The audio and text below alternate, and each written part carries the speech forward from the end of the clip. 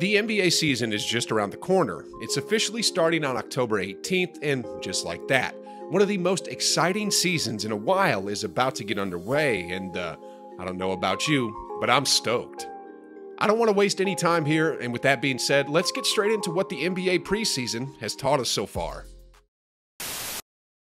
First off, I want to start talking about the Atlanta Hawks, and from what I've seen of them so far, they could be a lot better than I initially anticipated. The combination of DeJounte Murray, Trae Young, and a healthy John Collins might actually give some of the top teams a good run for their money. I mean, check out this play here. Here's Murray, and he's about to run a pick and roll with Collins. After using the screen, Murray rifles a pass to the big man, who just throws it down with authority. Sheesh, guys. I'm not sure how y'all feel, but I'm excited to see Murray play with a team that made the Eastern Conference Finals just 2 short seasons ago. Here's another example. And here's Murray again, but this time in transition. He locates Trae running the floor, and check this out. This is Jrue Holiday, one of the best defensive guards in the league, and just take a look at how easily Trae gets by him, like it's a Monday afternoon cone practice. Sheesh, guys. He made Jrue Holiday look like he was on a holiday. Let's take another look. This time, Ice Trae is way outside the perimeter. His defender is once again Holiday, and again, it looks pretty much like cone practice again for Young. I mean, a behind-the-back spin, the one dribble to the right to create just enough separation, and then he just lets it fly from like, what, 30 feet? Like it ain't no thing? Oh my goodness, guys. Trae Young, for this specific game, dropped 31 points in the first half. The East is stacked, and although it's still hard to put the Hawks above any of the elite teams, they could very well pull off some amazing upsets in 2023. Next off, I want to talk about the Memphis Grizzlies, and in specific, I want to talk about what may become one of the steals of the 2022 draft. I'm talking about Kenneth Lofton Jr. He was actually undrafted, so I'm not sure if you could call that a draft steal, but either way, have you guys seen this kid? I mean, look here. This is Kenneth. The person guarding him isn't a slouch. That's actually Serge Ibaka, a 6'10", 235-pound hunk of muscle. And look at how easily Kenneth gets by him for the bucket. From the top of the key, the undrafted rookie takes one dribble and gets all the way to the rim, and in the process, bumps Ibaka far enough to create the separation he needs for the soft lay-in. This dude is literally a less athletic version of Zion Williamson, but at the same time, he has a better shooting stroke than the 2019 #1 pick. I mean, look here. In the scramble, Kenneth gets the ball at the elbow, then without even hesitating, he sinks in a 15-foot jump shot with confidence. I hope this kid gets minutes because it's clear as day that he knows how to ball. Anyway, let's talk about his athletic counterpart for a quick second, because Zion Williamson is back and ready to physically dominate. Look at Zion here.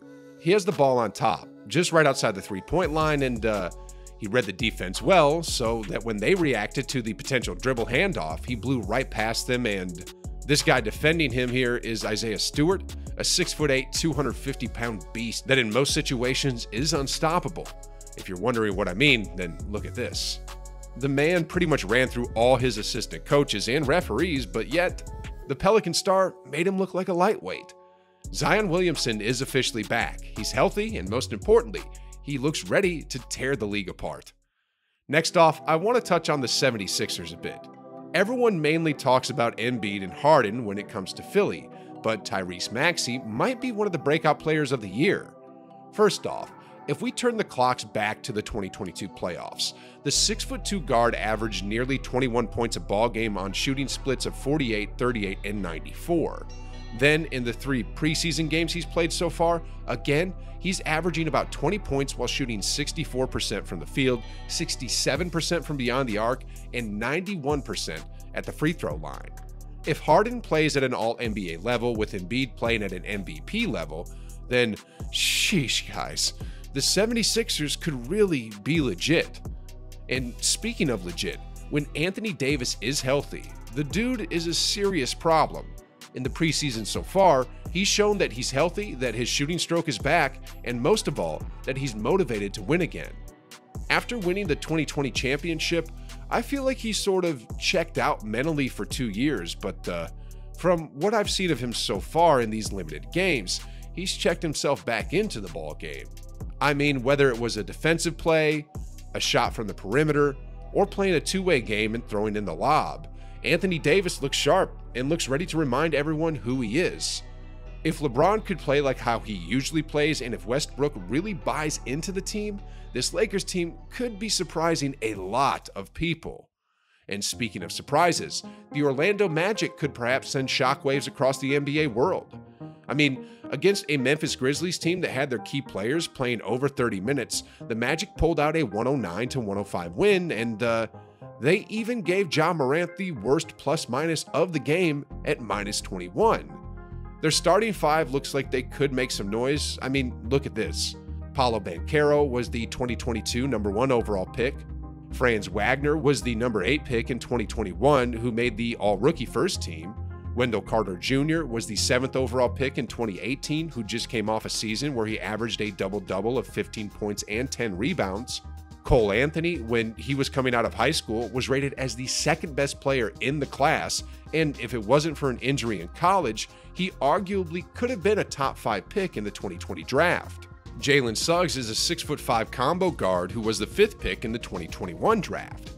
The Magic have filled up every position with lottery talent, and if they could somehow develop a winning culture over there in Orlando, then who knows how far their youth could take them. Next off, I know this game didn't take place in the NBA preseason, but I'm sure that for 2 days, all eyes were on Victor Wembanyama. He's the undisputed #1 pick for 2023, and for good reasons. He could shoot almost from Curry range, he could shoot three-point shots off the dribble, he could block any shots in the paint, and he could dominate in the post. And the crazy thing is, this is only the tip of the iceberg. The dude scored 37 points in his first game against the G League Ignite, then followed that up with 36 points. Imagine once he gets into the NBA and goes through a proper development phase. He could very well be an NBA superstar the minute he steps on the court, and within a year, perhaps he could overtake Zion and Luka as the best player under 25 years old. I mean, he could be like Kevin Durant, but even taller. Just for comparison's sake, Chris Paul is 6 foot, and I'm sure that a 6'6" DeMar DeRozan would have trouble shooting over the top of him. Well, Durant is like 6'10", and I'm sure that he'd have no trouble at all shooting over DeMar. Well, Wembanyama is 7'4", and I'm sure he'd have no trouble shooting over Durant. I mean, just look at that three-point shot off the dribble from earlier. The dude hopelessly trying to guard him is Marcus Graves, who stands at 6'1", but man, Wembanyama literally looks like he's twice his size. Anyways, last off here, from what I've seen from the preseason so far, the Golden State Warriors look like they're ready to repeat again in 2023. I know that as of now, the basketball world is still boiling over that Draymond incident, but the truth is, if we just talk basketball, the Warriors look dangerously good. I mean, the 2020 #2 overall pick, James Wiseman, is healthy and is adding a new dimension that the 2022 championship team didn't have. Jordan Poole is looking like he's leveled up significantly, and speaking of which, did y'all see his move the other day when he faked out his initial defender with an in-and-out dribble, then lost his second defender with a behind-the-back move, then finished with a soft floater? Sheesh. Then on top of these two, Steph is still playing at an MVP level, Clay looks like he's returning back to his 2019 form, Kuminga and Moody look like they're making that second-year leap, and the two newly acquired veterans in DiVincenzo and JaMychal Green look like they're integrating well, and just overall, from top to bottom, everyone looks locked in and ready to go.